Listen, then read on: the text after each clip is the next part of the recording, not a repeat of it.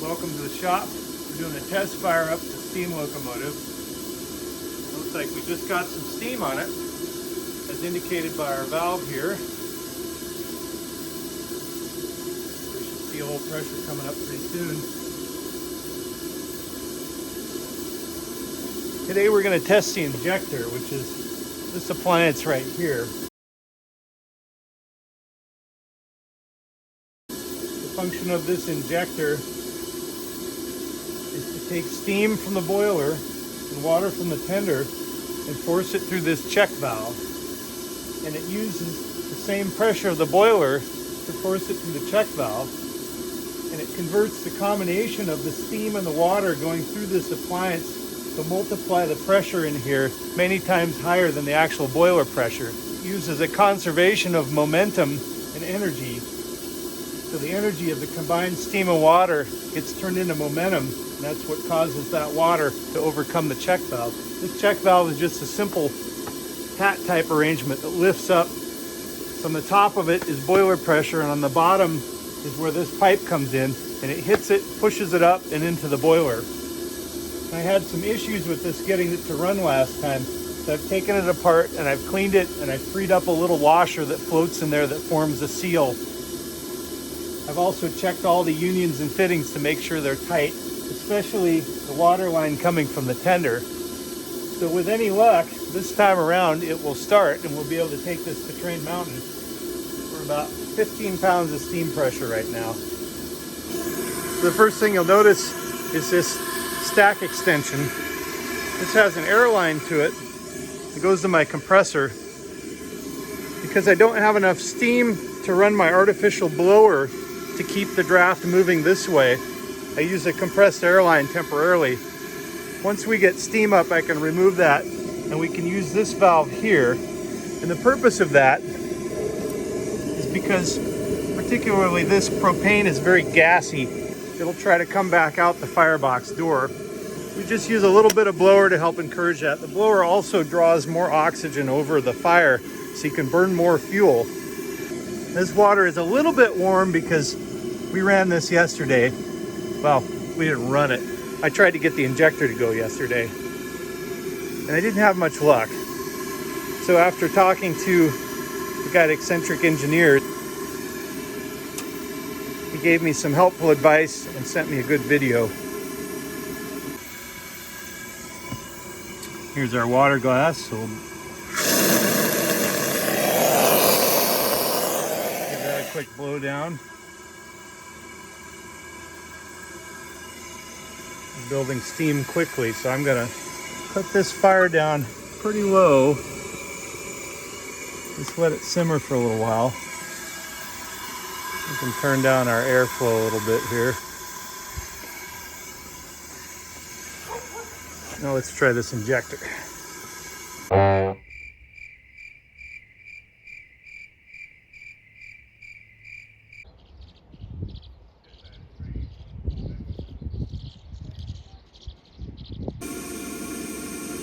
Well, as you might guess, we made it.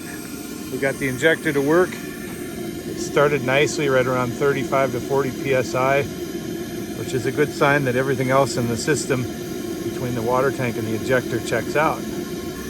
I've done all my oiling around. Probably talked about that before. Anything that wiggles gets oil.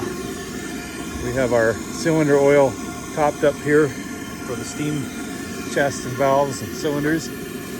We have the company logo, so the engine is officially our company switcher. So we can move things around like journal pads and small journal pad sheep. And we're going to try out our new rider car. Our conductor Katie there is poking away at her phone. Test this rider car out for us to see how we're doing. We're still working out ways of storing tools. Right now we have this dish pod container holding our oil cans. That seems to work for now, but it might be kind of cool to have some little containers along here just big enough to fit the base of the oil can. Maybe little circular metal plates with a rim around them and a little bracket that holds everything in place. They could even bolt onto these stake pockets here. Here's our setup I chose to do a drawbar between the fuel car and the locomotive because I don't want any risk of separation and stressing this hose here, because more than likely the hose would stay put and the regulator would get ripped off or something like that. So we don't want to do any of that. So we've got both drawbar and safety chain. And then back here we just have a regular coupler and safety chain. But I do have other drawbars handy if we need them.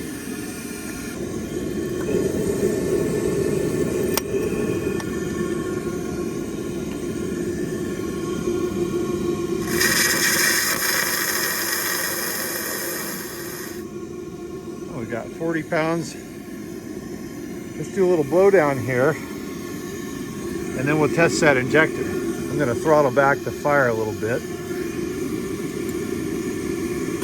I want to expel some of the mineral out of the boiler.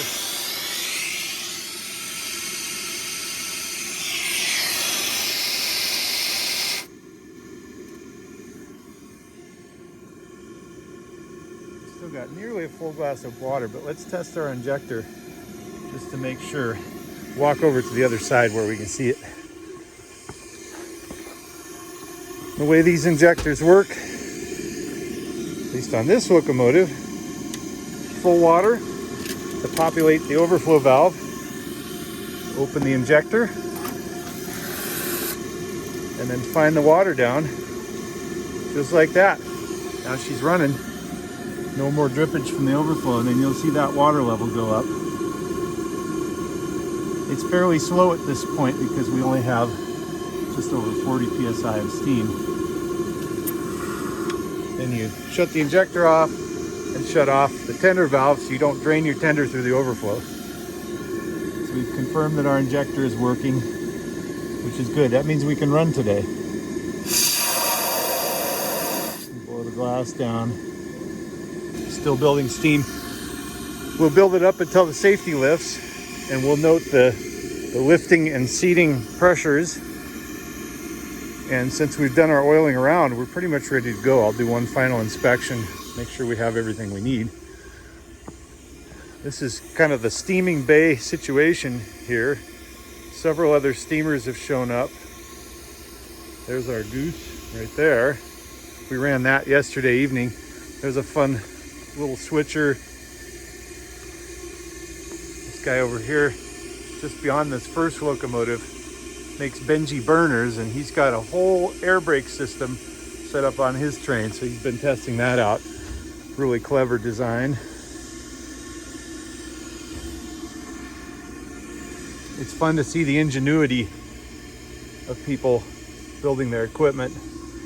Train Mountain supplies propane cars, so if I didn't feel like bringing my little fuel tender, I could rent one of those and they'll fill you up with propane.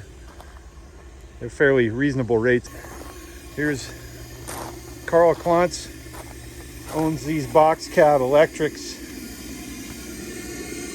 Milwaukee Road built these. He bought this first unit and did a lot of refurbishment on it, and put some good batteries and a neat charging system in it, and then built the second unit, including the pantograph. He's got only a fraction of his total train here.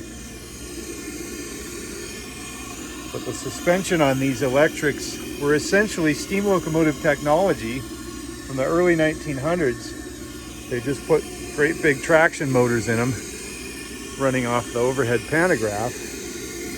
Keep an eye on our engine here. We're up to 80. Let's dial our flame back a little bit.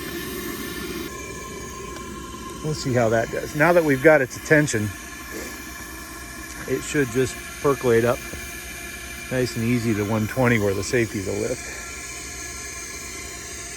Some neat details. Little air ringer on the bell. I don't know if that's plumbed in. It's not plumbed in currently, but it was at one point. And then there's the real trick. He's got a long air horn that apparently sounds a lot like the original deal. That air horn is half the length of this car body. He has a built-in air compressor on board. Each of these locomotives is about 750 pounds. So if you derail, it's no minor deal. he has a re-railing plate that you can drive over and it will set the flanges back in position. I included a lot of these preparation work videos because it's important to point out that steam locomotives, large or small, whatever scale you run, require a tremendous amount of labor and maintenance to keep every system working in top shape.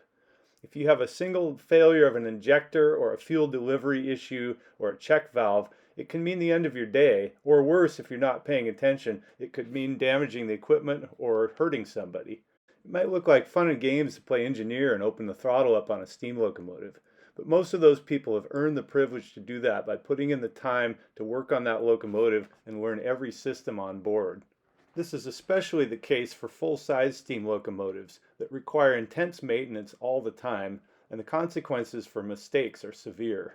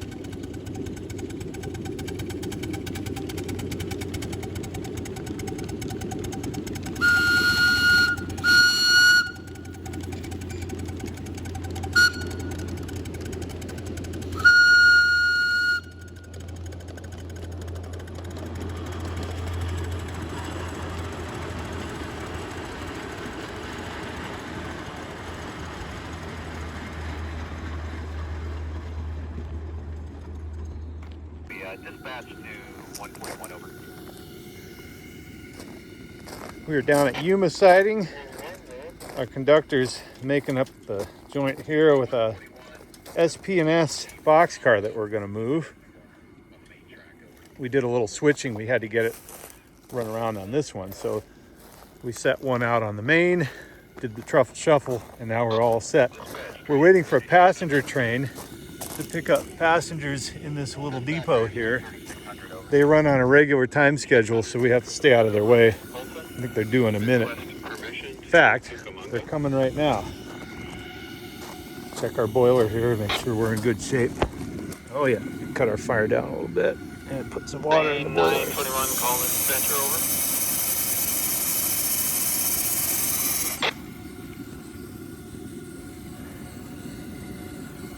See, the steam responds pretty quickly when you put cold water in the boiler.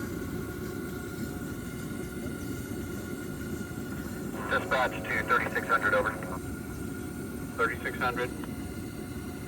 3600, you have authority to proceed on the main track from Colton. That's enough of that. Give me a call at Youngstown, over.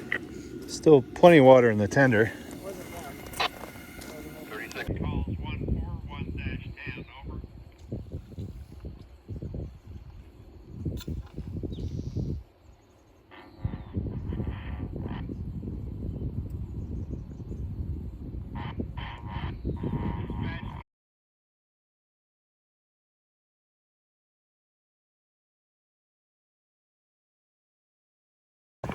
All right, so we got the tour train 3020, then we got 4812, and we'll get 921 behind you. Bring dispatch to 921, over.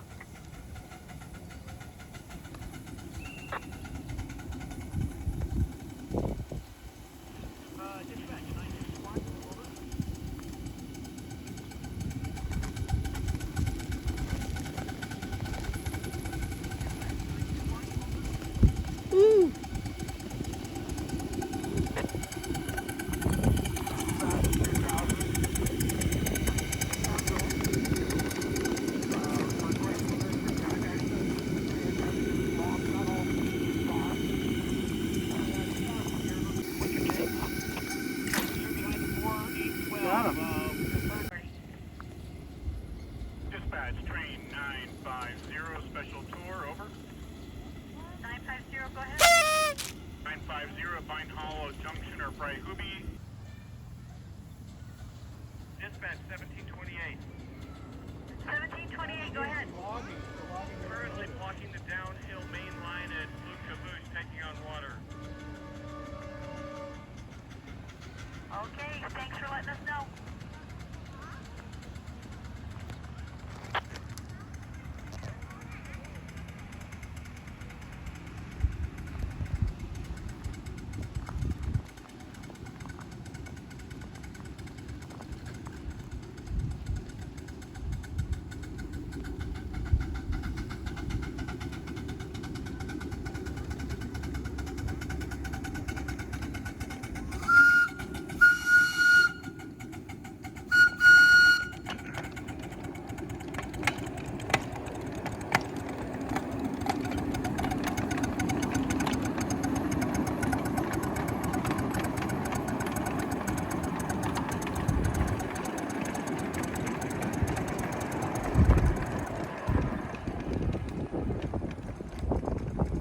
Dispatcher, this is the 53.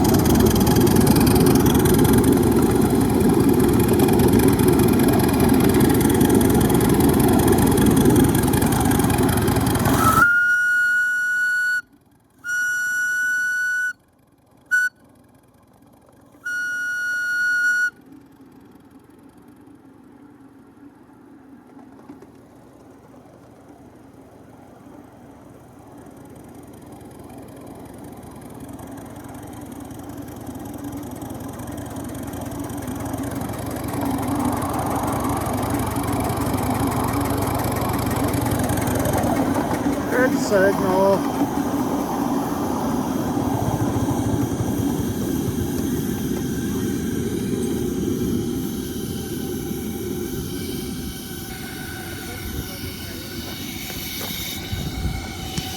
Oh, let's add some cylinder oil while it stops.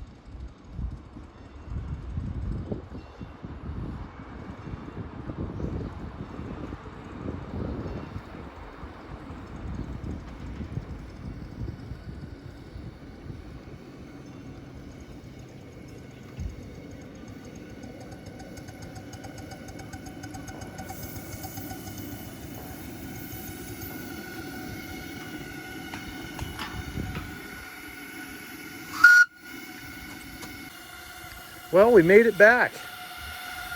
All the lights are still working. A little bit of valve oil on the stack, but that's okay. The only issue I had, we had a couple of times where the check valve got just stuck open a little bit. But all I had to do was run the injector or the axle pump, whichever side it was, and pushed it right back. And then the steam pressure pushed it closed again. The rider car works great. Katie said the seat was pretty comfortable considering what it is. We didn't have any issues on the line. Couplers are working fine. Truck set seems to have just the right amount of flexibility to handle rough track and some of the sidings that aren't as level or smooth. So it's a keeper. MOW 159, new member of the fleet. We'll have the dynamo working next time once I fix that steam pipe. And we'll clean it up a little bit. Tonight we're gonna drain all the water out, blow air through the whole system to make sure we get water out so it doesn't leave deposits in the appliances, especially the injectors and the pumps. And we'll do that here, then load it up in the truck and head home. Okay, we're about ready to drop the fire in this locomotive. So we'll start at the source, in this case the propane tank. We'll shut it off here, and we'll work our way from the regulator toward the firing valve. Any second that's going to plummet to zero as it pulls pressure off the line.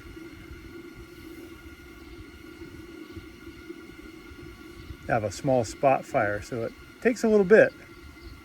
Here we go. Close our safety valve. You can hear the change in the noise. No more fire. Close our second safety valve. And finally our burner, and we'll make sure our auxiliary pilot is out. And now get that blower off. We don't want to pass cold air through there. And then we'll get the stack cover on right away.